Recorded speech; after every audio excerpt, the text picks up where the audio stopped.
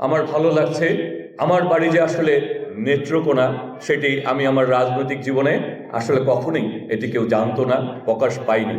কারণ হচ্ছে আমি ঢাকায় জন্মেছি, ঢাকায় বড় হয়েছি, ঢাকায় ক্লাস 1 থেকে লেখাপড়া করেছি, তারপরে বড় হয়েছি, একসময় ছাত্রদল কেন্দ্রীয় কমিটির সাধারণ সম্পাদক ছিলাম। কিন্তু আমার অনেক স্মৃতি রয়েছে নেত্রকোনাকে ঘিরে। আমি যখন ছোট ছিলাম তখন নেত্রকোনা আমার দুটি কাজ আমি করেছি নেত্রকোনায়। সেই দুটি কাজ, একটি হচ্ছে আমি সাইকেল চালানো শিখেছি নেত্রকোনায়, আরেকটি হচ্ছে সাঁতার শিখেছি আমি নেত্রকোনার পুকুরে।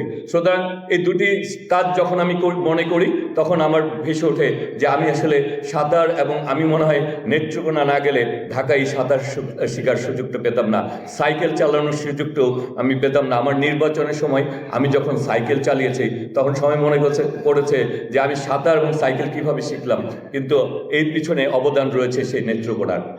আমি নেত্রকোনা, আমি যে আমার বাসা যে নেত্রকোনা, আমার বাপ দাদার বাড়ি হচ্ছে নেত্রকোনা, এটি অনেকেই জানতেন না।